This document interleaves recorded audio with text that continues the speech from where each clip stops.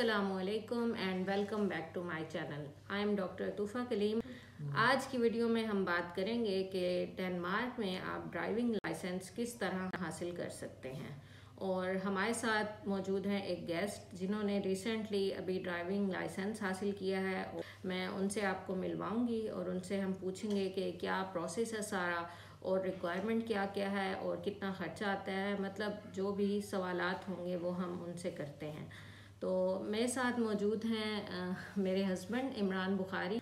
उन्होंने रिसेंटली अभी driving licence हासिल किया है, तो हमने उनसे रिक्वेस्ट की कि सबसे पहले तो आप हमारे चैनल में आएँ और हमारे व्यूअर्स को बताएं कि ड्राइविंग लाइसेंस किस तरह वो हासिल कर सकते हैं। So let's welcome Imran Bukhari, my dear husband. So I introduce him to you.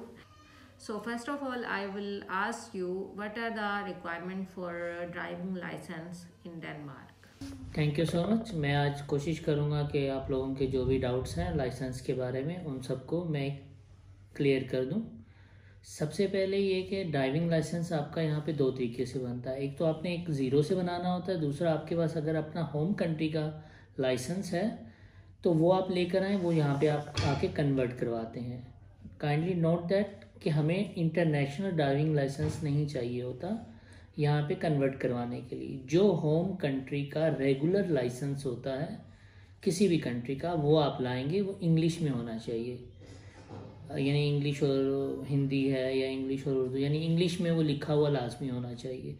जो भी आपने लाइसेंस लाना है होम कंट्री से वो इंग्लिश में होना चाहिए। तो वो जहाँ से भी आपकी वैलिडिटी होगी तो यहाँ पे आके उसको आप कन्वर्ट करवा सकते हैं। लाइसेंस आपने जब चेंज करवाना है तो सबसे पहले आप ऐसा करें कि कम्यून से उसकी डेट ले लें। वो डेट में नॉर्मली आपको 2 हफ्ते का टाइम देते हैं। उन्हीं 2 हफ्तों के अंदर अंदर आपने अपना मेडिकल सर्टिफिकेट बनवाना होता है, जो वो आपको डॉक्टर से बन जाता है। और उसकी जो फ़ीस है वो 600 क्रोन है। और ये चीज़ आपने याद रखनी है कि ये जो आपका मेडिकल सर्टिफिकेट होता है ये 18 मंथ्स के लिए वैलिड होता है। अगर आपने 18 महीने के अंदर अंदर ड्राइविंग लाइसेंस नहीं लिया तो आपको एक दफ़ा दोबारा ये 600 क्रोन दोबारा पे करके दोबारा आपको नया ये जो मेडिकल सर्टिफिकेट है ये आपको जमा करवाना पड़ता है। सबसे पहले आप कम्यून से आप डेट लेंगे, आपने अपना मेडिकल सर्टिफिकेट ले लिया और उस डेट पे आप कम्यून लेकर चले जाएंगे। वो मेडिकल सर्टिफिकेट और अपना पासपोर्ट और अपना जो आपकी जो भी अपॉइंटमेंट डेट होगी और अपना लाइसेंस, कम्यून आपसे वहाँ पे 350 क्रोन चार्ज करेगा। वो आपका देखेगा लाइसेंस कितना ओल्ड है और आपने को कितना अरसा हो गया डेनमार्क में। अगर आपका यानी 6 महीने से के अंदर अंदर हो जाता है आपका, तो वो आपको एक टेम्परेरी लाइसेंस दे देते हैं जो 3 माह के लिए वैलिड होता है। और उस टेम्परेरी लाइसेंस पे आप डेनमार्क में या स्कैंडिनेवियन कंट्रीज़ में आप ड्राइव कर सकते हैं। तो उतनी देर में वो आपका वेरिफिकेशन का प्रोसेस करते रहते हैं। अगर किसी की वेरिफिकेशन इन 3 माह में नहीं होती तो वो उसको दोबारा 3 महीने का दोबारा टेम्परेरी लाइसेंस इशू कर देते हैं। ये जो आपने बताया कि इसमें मेडिकल सर्टिफिकेट जो आप बनवाएंगे, क्या उस मेडिकल सर्टिफिकेट बनवाने की कोई फ़ीस भी है तो वो कितनी है? और सेकेंडली ये बताइए कि वो किस तरह का सर्टिफिकेट होता है, उसमें कोई ख़ास रिक्वायरमेंट होती है, कोई ख़ास टेस्ट करवाते हैं या सिंपल एक टेस्ट सिंपल एग्जामिनेशन होता है, ये क्लियर कीजिएगा। और सेकेंडली आपने बताया कि अपॉइंटमेंट लेनी है, तो अपॉइंटमेंट क्या हमने कम्यून से आपके लाइसेंस के लिए लेनी है या डॉक्टर की अपॉइंटमेंट लेनी है, ये भी क्लियर कीजिएगा। Thank you. ये जो आपने कम्यून से आपने अपॉइंटमेंट लेनी है ये आपने अपने लाइसेंस के लिए लेनी है। और जो आपने मेडिकल सर्टिफिकेट लेना है वो आपका एक जनरल फिजिकल टेस्ट होता है जिसमें आपकी आई साइट देखी जाती है और आपसे पूछा जाता है आपको फिजिकली कोई मसले मसाइल तो नहीं है या आप ड्रिंकर वगैरह तो नहीं है। तो ये सारे क्वेश्चंस वो कुछ पूछते हैं तो वो आपने उनके आंसर देने होते हैं। तो अगर आपके पास होम कंट्री का लाइसेंस है तो आपने उसको बताना है। और आपके पास मोटरसाइकिल और कार दोनों का है तो आपने डॉक्टर को बताना है कि मोटरसाइकिल और कार दोनों का लिखें। अगर ट्रक का भी है तो उसके साथ ट्रक का भी अंदर लिखवाना है कि मेरे पास ट्रक का भी है, यानी अगर आप हैवी ड्राइवर हैं तो ठीक है। और फीस? और इसकी जो फीस है वो 600 क्रोन है। और ये जो सर्टिफिकेट है ये आपका 18 माह के लिए वैलिड होता है। अगर आपने 18 माह में लाइसेंस नहीं लिया तो फिर आपको ये सर्टिफिकेट दोबारा बनवा के फिर आपको कम्यून में जमा करवाना पड़ता है। और आई थिंक ये फीस हमने कैश पे करनी होती है या जिस तरह मर्जी? ये जिस तरह मर्जी करें, वो डॉक्टर पे डिपेंड करता है। वो नॉर्मली आपसे अकाउंट में भी ट्रांसफ़र करवा लेते हैं, ऑनलाइन भी ले लेते हैं और सम टाइम वो कैश भी ले लेते हैं। ठीक है जी, ठीक हो गया। ये तो हो गया मेडिकल सर्टिफिकेट। अब इसकी प्रिपरेशन की बात आएगी, क्योंकि हमने अपॉइंटमेंट ले ली, हमारा प्रोसेस स्टार्ट हो गया है और मेडिकल सर्टिफिकेट हमने ले लिया है। अब हम ऑफ कोर्स जो हमारी अपॉइंटमेंट आई है कम्यून की, अब उधर हम जाएंगे उस अपॉइंटमेंट पे वही मेडिकल सर्टिफिकेट लेकर। और आई थिंक उसके बाद आप फर्दर भी क्लैरिफाई कर दीजिएगा। साथ में फिर आप बात स्टार्ट करेंगे प्रिपरेशन कैसे करनी है। और जैसा कि आप सब जानते हैं कि 2 पार्ट्स होते हैं, थ्योरी एंड प्रैक्टिकल। तो थ्योरी का भी बता दें कि थ्योरी की प्रिपरेशन कैसे करेंगे और प्रैक्टिकल की प्रिपरेशन कैसे करनी है। जब आप कम्यून जाएंगे और अपना मेडिकल सर्टिफिकेट देंगे तो वो आपका मेडिकल सर्टिफिकेट वहाँ पे चेक करेंगे, आपका लाइसेंस देखेंगे, आपकी आईडी देखेंगे, क्योंकि ये सारा आपके सीपीआर के तहत होता है ये। तो वो फिर आपको एक टेम्परेरी लाइसेंस दे देंगे और वो 350 क्रोन आपसे चार्ज करेंगे उसका। वो आप वहीं पे मशीन होती है, आप उसी से यानी कार्ड स्वैप कर लें या कैश दे दें, इट्स अप टू यू। ये जो सारा प्रोसेस है ये आपका उस सूरत में है जब आपने लाइसेंस चेंज करवाना है। इसको हम कहते हैं लाइसेंस कन्वर्जन। तो इसमें आपके पास कम्यून आपको 3 माह के लिए एक टेम्परेरी लाइसेंस दे देता है जिस पे आप गाड़ी ड्राइव कर सकते हैं। खुदा न खास्ता अगर आप कहीं भी चेक भी होते हैं तो आप वो लाइसेंस दिखा सकते हैं। और दूसरी ऑप्शन जो आपने बताई कि अगर आपने स्टार्ट से ही अगर ड्राइविंग सीखनी है और फिर बनवाना है तो फिर उसके लिए आपको किसी अच्छे स्कूल, जो भी यहाँ पे बहुत से स्कूल हैं ड्राइविंग के, तो वहाँ पे आपको एडमिशन लेना पड़ेगा। और उसकी जो कास्ट है वो फिर मैं आपको टोटल कॉस्ट एंड में बताऊँगा कि नया बनवाते हैं तो उसमें क्या बेनिफिट्स और ड्रॉबैक्स हैं, और जो आप अपना चेंज करवाते हैं उसमें आपको कितना ज़्यादा फ़ायदा है। ठीक है। और प्रिपरेशन अब आप बताइए कि थ्योरी और जो यहाँ की थ्योरी, यहाँ पे जब भी आपका जो मेडिकल जब आपका वेरीफाई होकर लाइसेंस आ जाएगा तो कम्यून आपको फिर वेरिफिकेशन के बाद एक और 3 माह के लिए टेम्परेरी लाइसेंस आपको भेजेगी और वो कहेगी कि within 3 months you need to be pass. ये आप कम्यून टू कम्यून वेरी करता है, यानी आप बाज़ औक़ात दोबारा भी रिन्यू करवा सकते हैं, 3rd टाइम भी, मोस्टली 3 टाइम्स हो जाता है, सम टाइम 4 टाइम भी हो जाता है, यानी 1 साल का पीरियड। लेकिन जितनी जल्दी आप बेहतर है, आप रिन्यू करवाने से बेहतर है कि आप रिन्यू बार करें, आप अपनी प्रिपरेशन करें और जितनी जल्दी आप लाइसेंस लेंगे आपका मेडिकल सर्टिफिकेट उतनी जल्दी कवर हो जाएगा। वरना जैसे जैसे दिन गुजरते जाएंगे आपके मेडिकल सर्टिफिकेट की एक्सपायरी करीब आती जाएगी। प्रिपरेशन आपने इसमें 2 तरह के टेस्ट होते हैं। सबसे पहले एक थ्योरी टेस्ट होता है, उसके बाद आपका प्रैक्टिकल टेस्ट होता है। जो थ्योरी टेस्ट है उसकी टोटल फीस, जो स्कूल पहले होता था कि हम लोग खुद अपॉइंटमेंट बुक करवा लेते थे, लेकिन अब हमें स्कूल के थ्रू अपॉइंटमेंट बुक करवानी पड़ती है। थ्योरी की भी? ठीक है। तो थ्योरी की जब आप अपॉइंटमेंट स्कूल वाले बुक करके देंगे तो वो आपसे नॉर्मली 600 चार्ज करते हैं। 300 टेस्ट फीस और 300 उनकी प्रोसेसिंग फ़ीस। और अगर आप फेल हो गए तो वो आपका जो टेम्परेरी लाइसेंस होता है वो रिवोक हो जाता है, यानी वो ले लिया जाता है और आपको फिर नेक्स्ट टाइम उसके तकरीबन 1400 से 1600 क्रोन दोबारा पे करने पड़ते हैं सेकंड टेस्ट अटैम्प्ट के लिए। पहली दफ़ा टेस्ट आपका फ्री होता है, वो 300 क्रोन यानी 600 क्रोन कुछ भी नहीं है। लेकिन प्रिपरेशन के लिए ये हमारा जैसे मिडल ईस्ट का है, जिसके पास सऊदीया या ओमान या बहरीन कहीं का भी मिडल ईस्ट के जो टेस्ट होते हैं ड्राइविंग के, उसमें और यहाँ के टेस्ट में ज़मीन आसमान का फ़र्क है। क्योंकि यहाँ पे आपके पास साइकिल का रास्ता भी है, पेडिस्ट्रियन भी हैं और इनको ज़्यादा वैल्यू दी जाती है। तो आपका ने जो टेस्ट प्रिपेयर करना है उसमें आपकी जो लॉजिक है वो आपने क्लियर करनी है। बेहतर है कि किसी एक अच्छे इंस्टीट्यूट से आप राब्ता कायम करें और वहाँ से आप उनसे थ्योरी की क्लासेस लें ताकि वो आपके कॉन्सेप्ट क्लियर करें कि थ्योरी में क्या क्या चीज़ें होती हैं। वैसे बहुत सी वेबसाइट्स हैं जो जो यहाँ पे अवेलेबल हैं ऑनलाइन, आप उनके टेस्ट दे सकते हैं। लेकिन टेस्ट में आप फेल भी होंगे, लाजमी बात है। वो जब आप वो टेस्ट आप खुद ही वो कर रहे हैं प्रिपरेशन के लिए, लेकिन आपके अगर कॉन्सेप्ट क्लियर नहीं है तो फिर आप वो टेस्ट नहीं दे सकते जब भी आपका टेस्ट होगा। तो अगर आप टेस्ट में कोई सवाल गलत होता है तो you need to be prepare, अपनी लॉजिक आपने सही करनी है। नॉर्मली जो थ्योरी टेस्ट होता है उसमें आपके पास 25 क्वेश्चंस होते हैं और हर क्वेश्चंस मल्टीपल क्वेश्चंस उसके आंसर होते हैं। एक क्वेश्चन के 4 आंसर भी हो सकते हैं, 3 आंसर भी हो सकते हैं। अगर आपने फ़र्ज़ करें कि एक क्वेश्चन उन्होंने दिया और उसके 3 ऑप्शन करेक्ट थे और एक ऑप्शन इनकरेक्ट थी, आपने 2 को टिक कर दिया, तीसरे को टिक नहीं किया, तो भी आपका वो जो सवाल है वो गलत हो जाएगा और आप मैक्सिमम 5 गलतियां कर सकते हैं। यानी कि 25 में से 20 सवाल आपके सही होने ही होने चाहिए, वरना आप फेल हो जाएंगे। चारों जो ऑप्शन है वो एक्सप्लोर करनी पड़ती हैं। तो ये कंप्यूटर बेस होता है या रिटन होता है? ये कंप्यूटर बेस भी होता है। अगर कंप्यूटर बेस आपका डैनिश में और इंग्लिश में होता है, और अगर आप अपनी नेटिव लैंग्वेज में यानी उर्दू में करवाना चाहें, हिंदी में करवाना चाहें, पश्तो में, या जो भी इनके पास रशियन जो भी आप करवाना चाहें, तो उसके लिए आपको फिर 600 एक्स्ट्रा क्रोन पे करने पड़ते हैं जो आपका ट्रांसलेटर होता है उसके।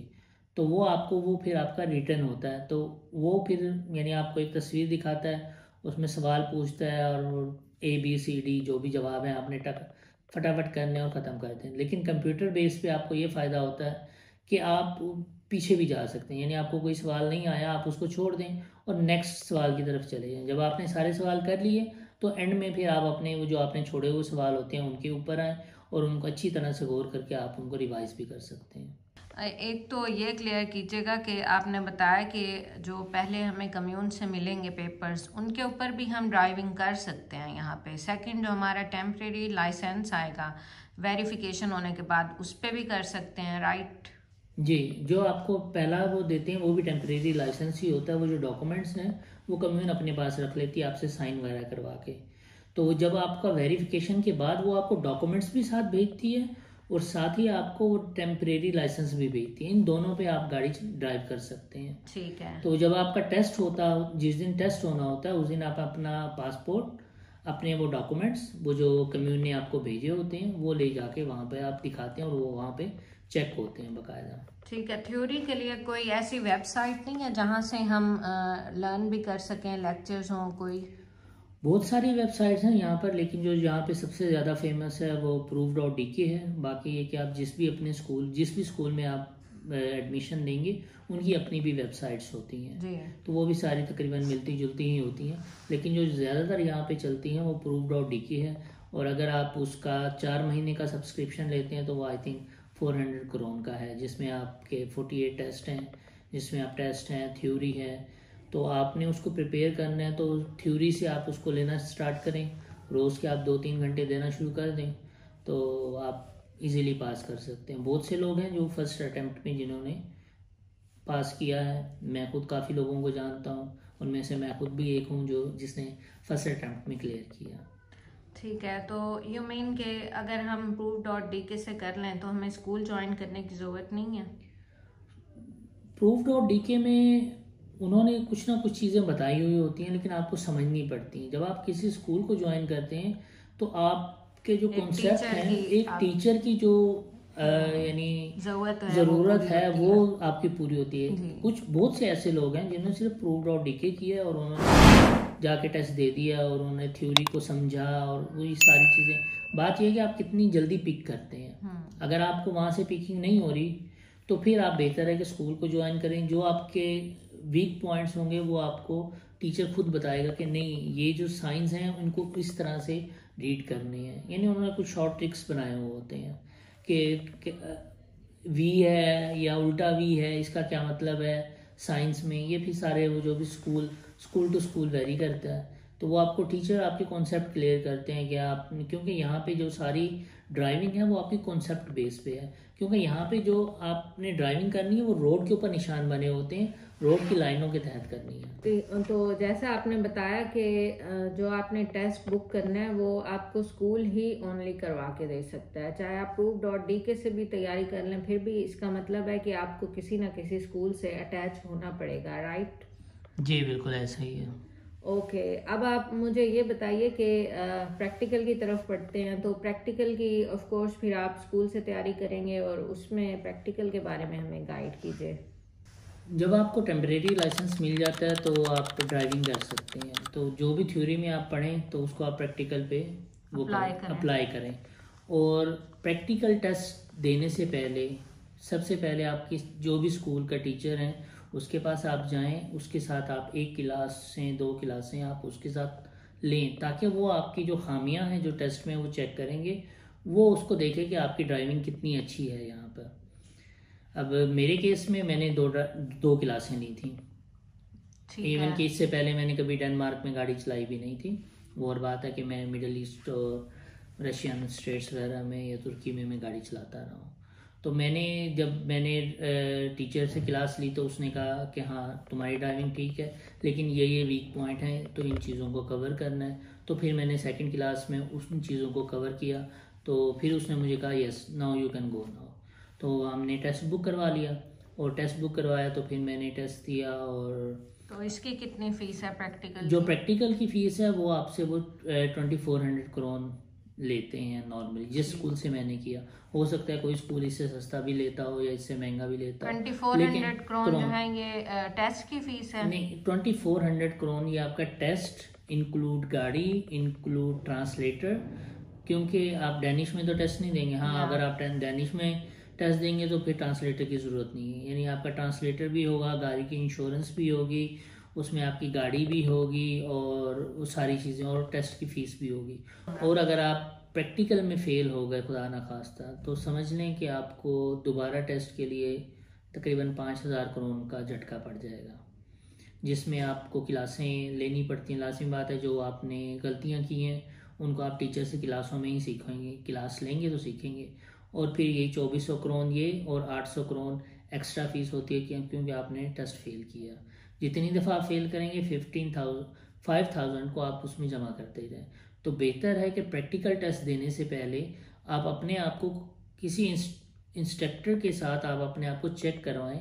आप उससे क्लासें लें कि यस वो आपको कहे कि हाँ, आपको बताए कि now you are ready for the test, तो फिर आप जाके टेस्ट ले लें। चाहे 2 क्लासें लेनी पड़े, 4 लेनी पड़े, इवन कि 5 भी लेनी पड़ती हैं, तो आप एटलीस्ट कि आप जब बाद में आप टेस्ट देते हैं तो आप क्लियर तो कर सकते हैं।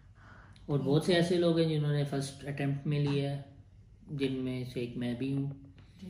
और मेरे कुछ दोस्त हैं, उन्होंने एक क्लास भी ली है। उन्होंने 1 क्लास तो लाजमी ली है हर एक ने। ठीक है, तो क्लास की क्या फीस होती है? क्लास की फ़ीस होती है, अगर आप ऑटोमेटिक पे लेते हैं तो वो 475 पर 45 मिनट्स होती हैं। और नॉर्मली क्लास आपको वो 1.5 घंटे की देते हैं, यानी 900 की आपकी 950 की एक क्लास होती है ऑटोमेटिक पे।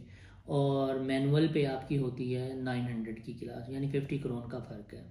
अब आप पूछेंगे कि यानी 1000 की आपकी एक दिन की क्लास है?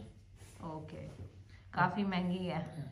हाँ, तो आप अगर आप फेल हो जाते हैं प्रैक्टिकल में तो 5000 आपको भरने पड़ते हैं। तो वो 5000 भरने से बेहतर है कि आप प्रैक्टिकल की क्लासें ज़्यादा ले लें। ये आपने बताया कि 5000 का जुर्माना लगेगा, फीस तो 2400 है, और अगर जुर्माना है फेल होने का वो 800, तो 5000 कैसे बनता है? देखें, आप अगर फेल होते हैं तो 800 आपका वो क्या कहते हैं रीटेस्ट बुकिंग है, और आपका 2400 जो फीस है, यानी गाड़ी और इंश्योरेंस और ये सारी चीज़ें मिला के।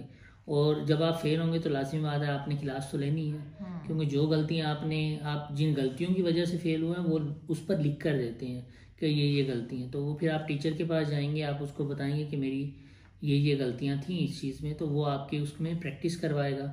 तो उसके लिए आपको कम से कम 1 क्लास तो लेनी ही लेनी पड़ेगी। 1 क्लास का मतलब है कि 1000। तो अगर आपने 2 लेनी है तो वो आप कैलकुलेट कर लें तो ये तकरीबन 5000 बन जाते हैं। और ये सारा प्रोसेस मैं आपको जो अब तक बता रहा हूँ, ये सारा वो प्रोसेस है अगर आपने लाइसेंस कन्वर्ट करवाया है तो, चेंज करवाया तो, लाइसेंस चेंज कहते हैं इसको। तो आप प्रैक्टिकल जो टेस्ट होता है उसके बारे में भी थोड़ा बताते चलें, वो कैसा होता है? क्या जैसे हमसे वो पाकिस्तान में शेप्स यू शेप बनवाएं और पार्किंग करें और इस तरह अब पैरेलल पार्किंग करें, इस तरह का टेस्ट होता है या कोई और किस तरह का टेस्ट होता है ये बताइए। देखिए, इवन कि आप यूएई में भी या मिडल ईस्ट में जब हम ड्राइविंग टेस्ट देते हैं, मेरे पास दुबई का लाइसेंस भी था, तो वहाँ पे वो हमसे सीधा सीधा एक प्रैक्टिकल लेते हैं कि आपको हाईवे पे ले गए और सिटी में ले गए, सिटी सेंटर्स में ले गए। तो यहाँ पे जो आपका प्रैक्टिकल है ये आपका उस तरह से नहीं होता। यहाँ पे वो आपको कहेंगे अच्छा बताएं कि टायर में लचक है तो वो कैसे आप चेक करेंगे, अच्छा ये जो हाई बीम है इसकी डेफिनेशन बता दें, लो बीम है इसकी डेफिनेशन बता दें। यानी जो कुछ आपने थ्योरी में एग्जाम में भी ये थ्योरियाँ आती हैं तो वो आपसे प्रैक्टिकल भी वहाँ पे पूछेंगे।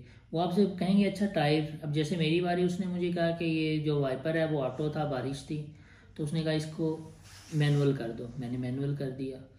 उसने कहा अच्छा मुझे बताओ कि जो ब्रेक है वो सही है कि नहीं है, फिर मैंने उसको प्रैक्टिकली करके दिखाया कि हाँ ब्रेक सही है, जो ब्रेक में मसला नहीं है। फिर उसने कहा अच्छा मुझे टायर चेक करके बताओ, फिर मैंने उसको टायर चेक करके बताया कि हाँ, फिर उसने कहा हाँ ये टायर अभी चलने के काबिल है, मैंने कहा हाँ बताया उसको चलने के काबिल है। उसके बाद वो फिर हमें प्रैक्टिकल यानी ड्राइव पर ले जाते हैं जिसमें आपने वो सिग्नल्स पे आपका right turn, U turn, left turn, जैसे वाइवा होता है जैसे वाइवा होता है वैसे ही होता है। क्वेश्चन भी पूछते हैं, क्वेश्चन भी पूछते हैं, प्रैक्टिकल भी करवाते हैं। और फिर आपसे पार्किंग भी कहीं पे लगवाएंगे, पैरेलल पार्किंग लगवाएंगे, कहीं पे दूसरी पार्किंग लगवाएंगे, और फिर आपको कहेंगे अच्छा आप यहाँ से निकालें। पार्किंग लगवाएंगे भी सही, निकालेंगे भी सही, क्योंकि जहाँ से आपने टेस्ट स्टार्ट किया वहीं पे आपको वापस भी आना है। तो कितने घंटे का टेस्ट ये तकरीबन जो टेस्ट जो मैंने दिया था वो तकरीबन 45 मिनट्स का मैंने दिया था। तो जो प्रैक्टिकल वो 45 मिनट्स है उसमें वो आपको सिटी एरियाज में भी लेके जाते हैं, हाईवेज पर भी लेके जाते हैं। वो देखते हैं कि आप हाईवेज पर कितने कॉन्फिडेंट हैं और क्या आपके मसले मसाइल हैं। और जब आप सिटी एरिया में आते हैं, कंस्ट्रक्टेड एरिया में आते हैं, तो वहाँ पे भी उन्होंने देखना होता है कि हाँ आप कितना चीज़ों को फॉलो कर रहे हैं। जब आपने लेफ़्ट टर्न करवाना है, उसने मुझसे कोई 4-5 दफ़ा लेफ़्ट टर्न करवाया, 1-2 दफ़ा उसने यू टर्न करवाया, राइट टर्न भी मुझसे करवाया, उसने मुझसे पार्किंग भी करवाई। लेकिन ये कि अल्हम्दुलिल्लाह मुझे आती थी, क्योंकि मैंने चीज़ें ये जो सारे टेस्ट के ये जो स्टेप्स थे ये मैंने स्कूल में मैंने उनसे सीखे हुए थे, यानी उन्होंने मुझसे करवाए थे ये। ओके। और अगर आप न्यू ज़ीरो से स्टार्ट करते हैं तो उसमें फिर आपकी एक कम्यून की तरफ से होती है। वो हर स्कूल में वही एक ही पैटर्न होता है कि आपने सबसे पहले क्लासेस लेनी है थ्योरी की, वो सारी इन्फॉर्मेशन आपको स्कूल वाले देंगे। तो वो आपको तकरीबन 30,000 से लेकर 35 ईवन के ऊपर भी, अगर आप जल्दी पिकर नहीं करते तो मिनिमम, यानी अगर आप फर्स्ट अटैम्प्ट में ही new age a new licensor आप कर लेते हैं तो आपको एक तो मैनुअल पे टेस्ट देना पड़ता है और आपको सारी क्लासेस लेनी पड़ती हैं थ्योरी की, और आपके प्रैक्टिकल के आवर्स पूरे करने होते हैं। तो ये आपका तकरीबन 30,000 क्रोन का नुस्खा बन जाता है अगर आप ज़ीरो से लेते हैं। लेकिन जब आप चेंज में लेते हैं तो आपके पास ऑप्शन होती है कि आप आया ड्राइविंग लाइसेंस ऑटो में दें या आप मैनुअल में दें। दोनों में 50 क्रोन का फ़र्क है, तो बेहतर है कि आप जब चेंज करवा रहे हैं तो ऑटो में दें, मैनुअल पे जाने की ज़रूरत ही नहीं है। 50 क्रोन ज़्यादा पे करें क्लास की फ़ीस के, और टेस्ट में ऐसे 100 क्रोन आप ज़्यादा पे करें, वो 2200 है वो 2400 है, इन 200 क्रोन का फ़र्क है। तो आप ऑटो में बुक करवाएं, ऑटो में टेस्ट दें और अपने इजीली उसको कवर कर लें। ठीक है, जैसे आपने बताया कि ट्रांसलेटर भी आपको फिर हायर करना पड़ता है अगर आप इंग्लिश या डेनिश में नहीं। इंग्लिश के लिए तो ट्रांसलेटर रिक्वायर्ड नहीं है। जो प्रैक्टिकल है जी वो सिर्फ डेनिश में होता है, जो थ्योरी टेस्ट है वो डेनिश और इंग्लिश 2 में होता है। तो यानी आप के साथ भी एक इंग्लिश ट्रांसलेटर था? मेरे पास भी एक ट्रांसलेटर था, लेकिन वो गाड़ी में नहीं बैठता होता, वो गाड़ी के साथ कनेक्ट हो जाता है। वो उनके पास डिवाइसेस होती हैं। तो वो मेरा जो ट्रांसलेटर था वो उर्दू था, तो वो डेनिश में जो भी मुझे वो इंस्ट्रक्शंस दे रहे थे तो वो मुझे साथ साथ उर्दू में वो बता। तो इसकी भी एक्स्ट्रा फीस होती है ट्रांसलेशन? इसकी वही 2400 में ही आती है, 2400 में 600 उसी का ट्रांसलेटर का होता है। ठीक है। और अगर ट्रांसलेटर आप ना रखें तो वो फिर आप डेनिश में देंगे टेस्ट? नहीं, तो उसकी फीस क्या होगी? 600 माइनस कर देंगे 2400 में से जी। लाइसेंस चेंज में जो सबसे बड़ा फ़ायदा है कि आपका जो होम कंट्री का लाइसेंस होता है स्टार्टिंग डेट, आपका जो डेनमार्क का लाइसेंस बनेगा वो भी वैलिड फ्रॉम दैट डेट हो जाएगा। ये सिर्फ मैंने यूरोप में देखा है, इवन कि आप यूएई मिडल ईस्ट का भी लाइसेंस लेते हैं ना, वो आपके होम कंट्री के लाइसेंस को मानते ही नहीं है, वो आपको ज़ीरो से देते हैं कि हाँ ये बिल्कुल नया लाइसेंस है मिडल ईस्ट का। तो यहाँ पे आपको ये बेनिफिट होता है कि आपका ओल्ड लाइसेंस हो जाता है। तो ओल्ड लाइसेंस का क्या फ़ायदा है? ओल्ड लाइसेंस का ये फ़ायदा है कि आपकी जो गाड़ी की इंश्योरेंस वगैरह है वो कम हो जाती है। अगर आपका लाइसेंस, अब जैसे मेरे कुछ कुलीग्स हैं उन्होंने ज़ीरो से बनवाया, तो उनकी जो गाड़ी की डैमेज यहाँ पे इंश्योरेंस की है वो मिनिमम 5000 करोड़ है, यानी अगर 5000 करोड़ तक का नुकसान है तो वो उन्होंने पे करना ही करना है। जो 5000 से ऊपर होगा नुकसान वो इंश्योरेंस वाले पे करेंगे। जिनका ओल्ड लाइसेंस होता है वो ज़ीरो के ऊपर उनकी इंश्योरेंस होती है कि यानी गलती उसकी है या आपकी है, 1 रुपया ना आपने भरना है ना कुछ। ओके, खुदा ना खास्ता अगर कोई एक्सीडेंट हो जाता है तो ये, और इंश्योरेंस आपकी इस तरह से इंश्योरेंस के पैसे भी आपके बढ़ जाते हैं। यानी अगर आपका नया लाइसेंस है तो वो आपसे ज़्यादा पैसे डिमांड करेंगे, अगर आपका ओल्ड है तो वो फिर आपसे लेस पैसे लेंगे इंश्योरेंस वाले। एक फ़ायदा आई थिंक ये भी तो है ओल्ड लाइसेंस में कि आप ट्रक ड्राइविंग सीख सकते हैं या कुछ ऐसा। हाँ, जैसे यहाँ पे है कि आप 2 साल की, जब आपके पास लाइसेंस हो तो आप 2 साल के बाद टैक्सी का, फिर उसके बाद आप यानी दूसरी चीज़ों का, ट्रकों का या कार्गो वैन्स वगैरह का लाइसेंस ले सकते हैं। इस तरह जब आप चेंज में करवाते हैं वो ऑलरेडी आपका 5-6 साल पुराना हो चुका होता है, तो आप इमीडिएटली उसके फ़ौरन बाद आप ट्रक का लें, बस का लें, जो भी तैयारी करना चाहें आप तैयारी शुरू कर सकते हैं। जी, thank you so much. I think आपने काफ़ी चीज़ें क्लियर कर दी हैं और आई होप के व्यूअर्स को भी काफ़ी डाउट्स क्लियर हो चुके होंगे और एक उनको टाइमलाइन और एक प्लान मिल चुका होगा ड्राइविंग लाइसेंस हासिल करने के लिए। यहाँ पे एक बात जैसे मेरे हस्बैंड ने बताई, इमरान साहब ने, कि जब आपकी मिस्टेक्स होती हैं तो वो आपको बताते हैं। आई डोंट नो वो पास होने पर भी आपको मिस्टेक्स बताते हैं? नहीं, पास होने पर वो आपको सिर्फ मुबारकबाद और लाइसेंस ओके, लेकिन पास होने में भी तो यकीनन कुछ ना कुछ मिस्टेक्स हुई। अगर माइनर सी मिस्टेक्स होती हैं तो वो इग्नोरेबल होती हैं, तो वो इसलिए आपको पास करते हैं। अगर मेजर होगी मिस्टेक, अगर एक भी मेजर मिस्टेक आपने कर दी, वो उसी वक्त आपका लाइसेंस, उसी वक्त आपको फेल करके कहेंगे गाड़ी रोको और वापस चलो। ओके, तो वो आपसे इसलिए 40-45 मिनट ड्राइव करवाते हैं ताकि वो आपको देखें कि आप मिस्टेक कहाँ पे करते हैं। तो जब भी आपने टेस्ट के वक्त गाड़ी करनी है तो एक्स्ट्रा केयर से करनी है कि उसको पता हो कि बहुत ज़्यादा केयरफुल है। मेजर और माइनर मिस्टेक्स में कोई खास डिफरेंस है? मेजर जैसे आपने अपना ब्लाइंड एंगल नहीं देखा, ये बहुत बड़ा मेजर मिस्टेक है। आपने लेफ्ट टर्न लेना है, आपने आगे वाली ट्रैफिक फ्लो में चल रही है और आपने फिर भी लेफ्ट टर्न जल्दी से ले लिया, आपने उसका वेट नहीं किया जबकि पहला राइट उसका है। फिर इसी तरह आपने कुछ राइट हैंड ड्यूटीज हैं इनकी जो यहाँ पे हमें पढ़ाई जाती हैं, उनका आपने ख्याल नहीं किया, ये मेजर है। ठीक है। मेजर फिर ये भी है कि आपने गाड़ी जब निकाली है आपने इंडिकेटर नहीं दिया, ये मेजर है। हाँ, माइनर ये आपके इंस्ट्रक्टर भी बताते होंगे कि आपके मेजर आपकी मिस्टेक है, इसको आप करेक्ट करें। बिल्कुल ठीक है। यहाँ वैसे मैं भी एक बात कहना चाहूंगी कि यहाँ पर जो इंस्ट्रक्शन है या टीचिंग है वो बहुत ही डिफरेंट है। हमारे यहाँ तो अनफॉर्चुनेटली ये है ना कि पैसे कमाने का जरिया होता है, जो भी स्कूल है वो पैसे बस बनाने के लिए। Am I right? I think will you agree with me? नहीं, हमारे यहाँ तो बस वो सर से उतारने की कोशिश करते हैं ना, बस सिखाएं। लेकिन यहाँ पर जो भी टीचर्स हैं वो बहुत ज़्यादा रिस्पॉन्सिबल होते हैं और वो ओन करके आप अपने स्टूडेंट्स को हर चीज़ सिखाते हैं। जैसे अगर मैं अपने एग्ज़ाम के जो डेनिश टीचर्स हैं मेरी, तो वो इवन हमारे जो एग्ज़ाम पास भी होते हैं तो उसके बाद एक डे होता है जिस पे हम अपनी मिस्टेक्स डिस्कस करते हैं। जो पास एग्ज़ाम में भी ये नहीं कि बस ठीक है आप पास हो गए, नहीं, वो हमें एक डे देते हैं, उसमें हम जाके वो हमारी मिस्टेक्स बताते हैं और फिर हमें एरियाज बताते हैं कि आप इस एरिया में जो है वीक हैं, आप इस पे फोकस करें। 2-3 एरियाज या जितनी भी आपकी मिस्टेक्स होती हैं उसके हिसाब से वो आपको बताते हैं, क्योंकि उनका काम आपको इम्प्रूव करना भी है, ये नहीं कि सिर्फ पास करवा देना। ये बात मुझे बहुत अच्छी लगी तो आई थॉट कि मैं आपसे शेयर करूं कि इसमें एक और बात भी ऐड करना चाहूँ। यहाँ पे जो हमें थ्योरी की हमें टीचर प्रैक्टिस करवाते हैं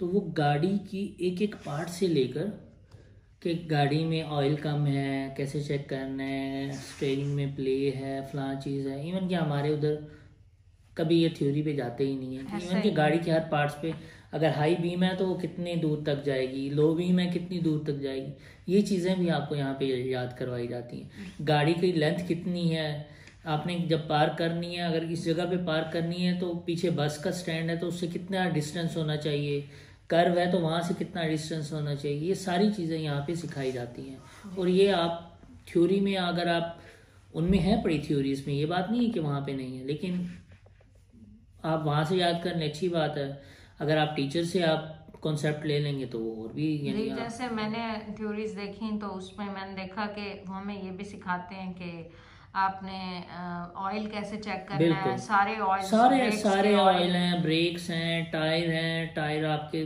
चेंज होने वाले हैं नहीं होने वाले, प्ले है, गाड़ी का एक एक फॉल्ट वो आपको समझाते हैं। जैसे हम शायद इन छोटे छोटे कामों के लिए तो पाकिस्तान में हम आसानी से जो है ना मैकेनिक बुला लेते हैं, उसे कहते हैं यार ये चेक करना कि है कि नहीं है, वो यहाँ पे वो सारी चीजें हमने खुद चेक करनी है। बिल्कुल ऐसे ही है, काफ़ी जो डिफरेंसेस हैं वो हमने डिस्कस किया है और आपने भी काफ़ी अच्छा एक्सप्लेन किया है। थैंक यू सो मच आपका हमारे ये चैनल में वीडियो बनवाने का। और आई होप के व्यूअर्स को भी हमारा ये सेशन अच्छा लगा होगा। और अगर और किसी और टॉपिक के बारे में डेनमार्क से रिलेटेड आप इतनी डिटेल डिस्कशन चाहते हैं तो आप बताइएगा, हम उस पर इसी तरह एक पॉडकास्ट टाइप सेशन बनाएंगे और आपको उसमें ज़्यादा से ज़्यादा इंफॉर्मेशन देने की कोशिश करेंगे। आई होप के आप इससे ज़्यादा से ज़्यादा फ़ायदा उठाएं। देखते रहिए हमारा चैनल। टेक केयर, अल्लाह हाफिज़।